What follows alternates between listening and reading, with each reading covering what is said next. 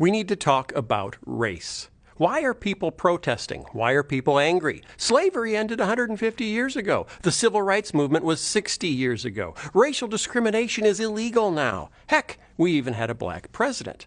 So why are people still upset? We're going to go through history and we're going to look at some data. And we're going to go quickly so this video doesn't get too long. So, hang on. These are two households in America. One is black, the other is white. Today, the average black household has 60% of the income of the average white household, but only 1/10 of the household wealth. Why does that matter? Well, household wealth helps send kids to school, helps launch small businesses, stabilizes loss of income, and helps families survive catastrophic events like divorce or unemployment. What's amazing about this number is that there are lots of extremely wealthy African Americans, movie stars, pop stars, 75% of the NBA, 70% of the NFL, Oprah, Tyler Perry, Ben Carson, Morgan Freeman, and there are a lot of extremely poor white families. Think of Appalachia and other parts of rural America. But even when we factor all that in, the average black household still has only 1/10 the wealth of the average white household. How did that happen? Well, here we go. What happened after we freed the slaves, after the Civil War ended? 9 states enacted vagrancy laws, making it a crime to not have a job. The law was applied only to black men. 8 of those states then allowed prisoners, the black men who'd just been arrested for not having a job, to be hired out to plantation owners with little or no pay going to the prisoners themselves. So, that's right, men who had been freed from the plantations found themselves right back on the plantations. Additional laws prohibited mischief and insulting gestures, which allowed more black men to be arrested and created a huge market for convict leasing. Working conditions for these leased convicts could be worse than slavery because the plantation owner leasing the black prisoner had no long-term interest in his well-being. By the turn of the 20th century, every state in the South had mandated racial segregation by law, Jim Crow laws, which supported a social ostracism for blacks that extended to schools, churches, housing, jobs, restrooms, hotels and restaurants, hospitals, prisons, funeral homes, morgues, and cemeteries. White politicians competed with each other to be more strict and specific on segregation. For example, a law prohibiting blacks and whites from playing chess together. No interracial chess playing. That might lead to lawn darts. In 1896, the Supreme Court ruled that these Jim Crow laws were perfectly legal because they, quote, reflected customs and traditions and, quote, preserved public peace and good order. These laws stayed in place until 1954, when the idea of separate but equal was struck down in the ruling known as Brown versus Board of Education. So what happened next after Brown? Well, in 1956, the Southern Manifesto was signed by 101 out of 128 Congress members from the South, pledging to maintain Jim Crow by all means possible. 5 states passed nearly 50 new Jim Crow laws after 1954. Private whites-only schools, dubbed segregation academies, popped up all across the South, many of them Christian. But now widespread civil rights protests, combined with anti-war protests that were occasionally becoming violent, inspired the political rise of law and order rhetoric. Richard Nixon became the first candidate to campaign specifically on a platform of law and order. In 1968, 81% of Americans agreed that law and order had broken down in this country, and the majority blamed communists and Negroes who start riots. Let's go back to household wealth. The average black household has 1/10 the wealth of the average white household. Why is that? Because the number one source of intergenerational wealth in America is home ownership. And from the 1930s to well into the 1960s, the federal government enacted policies to actively encourage white families to own homes and discourage black families from doing the same. In 1934, the Federal Housing Administration created a risk rating system to determine which neighborhoods were safe investment for federally backed mortgages. Black neighborhoods were deemed too risky, marked off in maps with red ink, in a practice now known as redlining. After World War II, a boom of new suburban housing was built all over the country, much of it restricted by deed to whites only. In 1948, 40% of new housing developments in Minneapolis, for example, had covenants prohibiting purchase by African Americans. So blacks couldn't live in white neighborhoods and couldn't get federally insured loans for black neighborhoods. Until 1950, the Realtors Code of Ethics specifically prohibited selling a house in a white neighborhood to a non-white family. You could lose your realtor's license if you helped a black family buy a home in a white neighborhood. In the 1930s, the FHA's underwriting manual said, quote, incompatible racial groups should not be permitted to live in the same communities. The FHA went on to recommend that highways would be a great way to separate black neighborhoods from white neighborhoods. The FHA funded huge white-only suburban housing developments, leaving blacks behind in inner cities. After World War II, the GI Bill provided subsidized mortgages to help millions of men returning from war to buy their first home. While technically eligible for the GI Bill, the way it was administered left 1 million black veterans largely on the outside looking in. In New York and New Jersey, the GI Bill insured more than 67,000 new mortgages. Fewer than 100 of those went for homes purchased by non-whites. In 1947, there were 3,200 mortgages in Mississippi guaranteed by the government for returning veterans. Of the 3,200, only 2 went to black veterans. As a result, white families after the war were able to build home equity, growing wealth for retirement, inheritance, and college education for their kids. One historian has stated that there was no greater instrument for widening an already huge racial gap in post-war America than the GI Bill. And then came the war on drugs. Inner-city blacks were extremely vulnerable economically. The overwhelming majority of African Americans in 1970 lacked college degrees and had grown up in fully segregated schools. In the second half of the 20th century, factories and manufacturing jobs moved to the suburbs. Black workers struggled to follow the jobs. They couldn't live in many of the new suburban developments. And as late as 1970, only 28% of black fathers had access to a car. When a white man in Cicero, Illinois, just outside Chicago, sublet an apartment to a black family, the white community rioted, setting fire to the apartment building and smashing windows until the National Guard had to intervene. The result of all of this: in 1970, 70% of African American men had good blue-collar jobs. By 1987, only 28% did. As unemployment skyrocketed in African American communities, so did drug use. As drug use increased, so did crime. A dynamic today that we see playing out in white rural communities hit hard by unemployment and opioid addiction.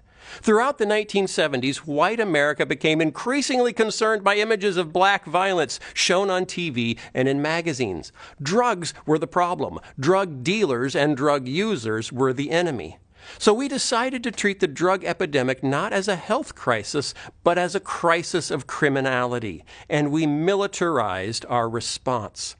During the Reagan-Bush years from 1981 to 1991, how we invested money in anti-drug allocation completely changed. The anti-drug budget for the Department of Defense went from $33 million in 1981 to more than $1 billion in 1991. The Drug Enforcement Agency's budget to fight criminality and drug use went from $86 million to more than $1 billion. Then we came to the 1986 Anti-Drug Abuse Act, which carried mandatory minimum sentences, much harsher for the distribution of crack cocaine, which was associated with blacks, than powder cocaine, which was associated with whites. Mandated evictions from public housing for any tenant who permitted drug-related criminal activity to occur on or near premises. It eliminated many government benefits, including student loans, for anyone convicted of a drug crime. The 1988 revision set a 5-year minimum sentence for possessing any amount of crack cocaine, even if there was no intent to distribute. Previously, it had been a 1-year maximum sentence for possessing any amount of any drug without the intent to distribute. Now, it might seem like we're picking on Republicans, so now it's time to pick on some Democrats. During the Clinton presidency, the funding for public housing was cut by $17 billion. At the same time, the funding for prisons increased by $19 billion.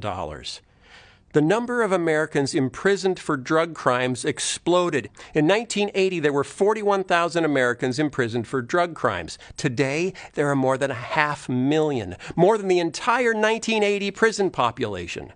Most arrests are for possession. In 2005, 80% of the arrests were for possessing drugs, not selling drugs. In a bizarre twist, we also militarized our police forces. Between 1997 and 1999, the Pentagon handled 3.4 million orders for military equipment from more than 11,000 police agencies, including 253 aircraft, including Black Hawk and Huey helicopters, 7,800 M16 rifles, 181 grenade launchers for the police, 8,000 bulletproof helmets, 1,200 night vision goggles. We also changed policing tactics. A no-knock entry is when a SWAT team literally breaks down your door or smashes in through the windows, like in E.T. when the cops come flying in from every direction looking for E.T. So back to Minneapolis. In 1986, Minneapolis SWAT teams performed no-knock entries 35 times.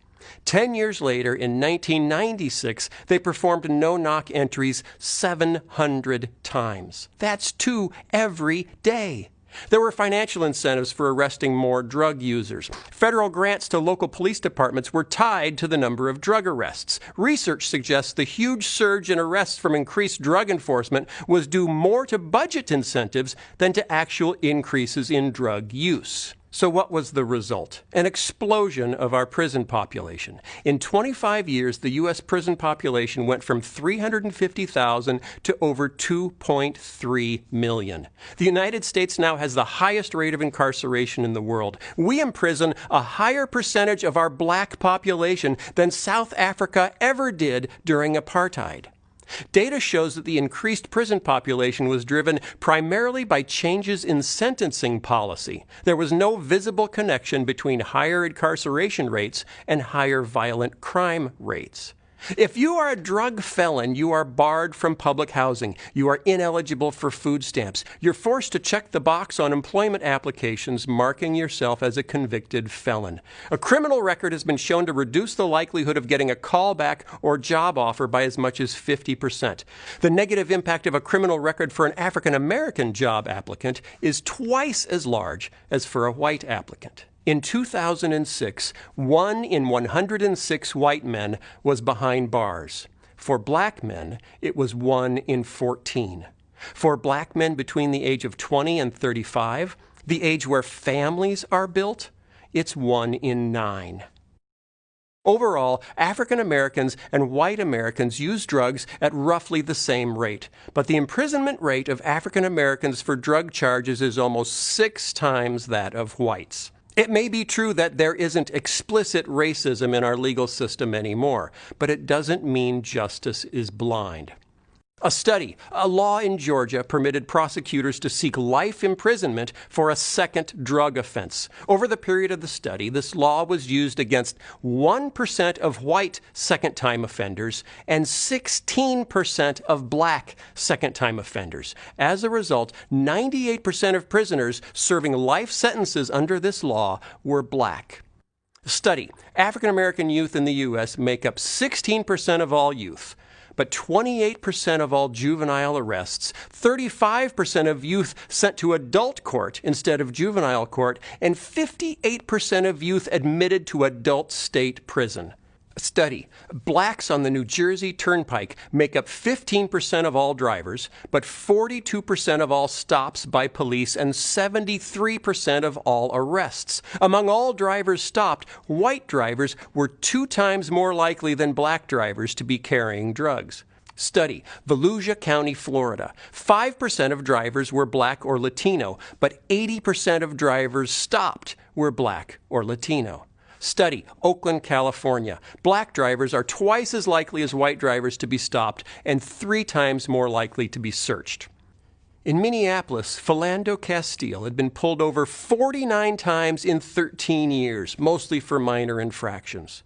The 49th time he was pulled over, he was shot by the officer while sitting inside his car. He'd been pulled over for a broken taillight. Chuck Colson's organization, Prison Fellowship, recently organized a manifesto that was signed by evangelical leaders asserting that our over-reliance on incarceration fails to make us safer or restore the people and communities who have been harmed. Unconscious bias seeps into schools, too, as white teachers often assume black students are less intelligent than they actually are. A gifted student usually has to be recommended by a teacher to move to a gifted track. When a teacher is black, an equally gifted white and black student have comparable chances of being recommended. When the teacher is white, the black student's odds of being recommended are cut in half. Are white teachers racist? No. Are they affected by bias? Yes, and it affects black students every day. So where are we? The average black household has 1/10 the wealth of the average white household. This didn't happen by accident. It happened by policy. We, the majority culture, told them where they could live and where they couldn't. Then we moved most of the jobs to the places we told them they couldn't live. When the predictable explosion of unemployment and poverty resulted in a predictable increase in drug use and crime, we criminalized the problem. We built $19 billion of new jails and sold grenade launchers to the police. As a result, a white boy born in America today has a 1 in 23 chance of going to prison in his lifetime. For a black boy, it's 1 in 4. And that is why people are angry. Many people care deeply about these issues. Many have suggested solutions. Some of those have been tested, with results ranging from moderate success to abject failure. I'm not here to tell you what the right solutions are, because I don't know. I'm just here to ask you to do one thing. It is the thing that begins every journey to a solution for every problem. What am I asking you to do? Care.